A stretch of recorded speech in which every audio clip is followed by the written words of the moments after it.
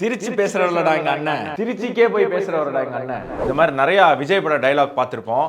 திரு Joseph Vijay அவர்கள் முதலமைச்சர் ஆன பிறகு முதல்ல ஒரு மேடையில பேசியிருக்காரு. அவர் நடிகரா பேசி பார்த்திருப்போம், அவர் ஒரு அரசியல்வாதியா பேசி பார்த்திருப்போம்.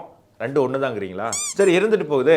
இப்ப முதலமைச்சரா அவர் எப்படி பேச போறார் அப்படிங்கிற ஆர்வம் டிவிகே காரங்க மத்தியிலும் இருந்தது, எதிர்கட்சிக்காரங்க மத்தியிலும் இருந்தது. அவர் பேசி முடிச்சதுல இருந்து இன்ஸ்டாகிராம் ஓபன் பண்ணாலும் சரி, எக்ஸ் வலைதளங்கள் ஓபன் பண்ணாலும் சரி, டிவிகேவினுடைய ரசிகர்கள் அடிச்சு நொறுக்குறாங்க. எங்க அண்ணன் பாத்தியா, எங்க அண்ணனுக்காடா பேச தெரியாதுன்னு சொன்ன, அவரையாட ஊம முதல்வர்னு சொன்ன, எப்படி பேசுறாரு பாரு எங்க தங்கம் அப்படின்னு சொல்லி பயங்கரமா ஃபயர் விட்டுட்டு இருந்தாங்க. சரி, அப்படி என்னதான் அவர் பேசியிருக்காரு அப்படிங்கறத நானும் போய் பார்த்தேன். அடுத்து ஸ்டாலின் சார், திமுக வந்து இப்போ தீய சக்தி மட்டும் இல்ல, மக்களை விட்டு ரொம்ப தூரமா போன தூர சக்தி, ஓர சக்தி, கோர சக்தி, பார சக்தி. சூப்பர் சூப்பர் சூப்பருங்க. நம்மளை எதிர்க்கிறவங்கள நம்ம எதிர்க்கணும், அதுல மாற்று கருத்தே இல்ல. நம்ம ஆட்சிக்கு வந்து 20 நாளுக்கு மேல ஆகுது.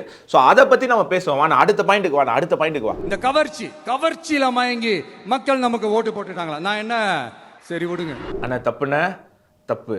நீங்க இப்போ ஒரு சிஎம் உங்க ஃப்ரெண்ட்ஸ் மத்தியில் பேசுற மாதிரி மக்கள் மேடையில் பேசக்கூடாது, அது அநாகரிகம்னு. இதெல்லாம் முட்டு கொடுக்க முடியாது. நம்ம என்ன பண்ணோம் மக்களுக்காக, நம்ம என்ன பண்ணோம் அந்த பாயிண்ட்டுக்கு வாங்க. அதுக்கு தான் வெயிட்டிங், எல்லாருமே வெயிட்டிங். தற்குறி நல்லா வருது, வேணான்னு பாக்குறேன். ஆனா இப்படியே பேசிட்டு இருந்தீங்கன்னா உங்க வாயில இருந்து வருதோ இல்லையோ, மக்கள் வாயில இருந்து வந்துடும் எதுக்கு தான் இவங்களுக்கு ஓட்டு போட்டோம் அப்படின்னு சொல்லி. ஏன்னா நிறைய வாக்குறுதிகள் கொடுத்திருந்தீங்க. அதுவும் என்ன சொல்லி கொடுத்தீங்க? என்னெல்லாம் செய்ய முடியுமோ, எதெல்லாம் பிராக்டிக்கலோ, எது பாசிபிளோ அதை மட்டும் தான் சொல்லி இருக்கிறோம். விவசாயிகளோட அந்த கடனை தள்ளுபடி மேக்ஸிமம் இந்த 1 மந்த்ல என்ன செய்ய முடியுமோ அதை செஞ்சான். சரி, என்ன செய்ய போறேங்கிறது சொல்லனா கூட பரவாயில்ல. ஏதாவது இப்ப நடக்கக்கூடிய பிரச்சனையை பத்தி பேசலாம்ல. மேகதாது அணையை காங்கிரஸ் கட்சி கட்டியே தீருவேன் அப்படின்னு சொல்றாங்க. உங்க கூட்டணியில தான் இருக்காங்க. அவங்களுக்கு ஒரு கொட்டு கொட்டலாம்ல.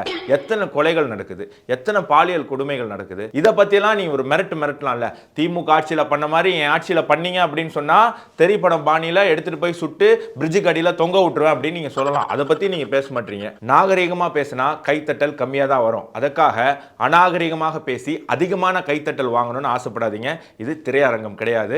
நீங்களும் சாதாரண அரசியல்வாதி கிடையாது. என்னை போன்ற என் வீட்டில் இருக்கும் பெண்களுக்கு எல்லாருக்கும் சேர்ந்து அடையாளம் எங்களுடைய முதலமைச்சர் திரு ஜோசப் விஜய் அவர்கள். அப்ப அவர்கள் வாயிலிருந்து வரக்கூடிய ஒவ்வொரு வார்த்தையும் எங்களுடைய கௌரவத்தை உயர்த்தவும் குறைக்கவும் செய்யும். ஒவ்வொரு இடத்துக்கு ஒவ்வொரு பாடி லாங்குவேஜ் வச்சிருக்கீங்க. மேடையில் பேசும்போது உற்சாகமா பேசுறீங்க, சட்டமன்றத்தில் கம்முன்னு இருக்கீங்க, பிரதமரை பார்க்க போனா உம்முன்னு இருக்கீங்க. அதே மாதிரி 4வது பாடி லாங்குவேஜ் ஒன்று கண்டுபிடிச்சு முதல்வராக அரசியல் மேடையில் பேசும்போது அதை நீங்க கடைபிடிச்சீங்கன்னா நல்லா இருக்கும் அப்படிங்கிற ஒரு அட்வைஸ். பிடிச்சிருந்தா எடுத்துக்கோங்க, பிடிக்கலன்னா தொட்டப்பட்டா ரோட்டு மேல கொத்து பரட்டா வரட்டா. Bye bye, tata, see you.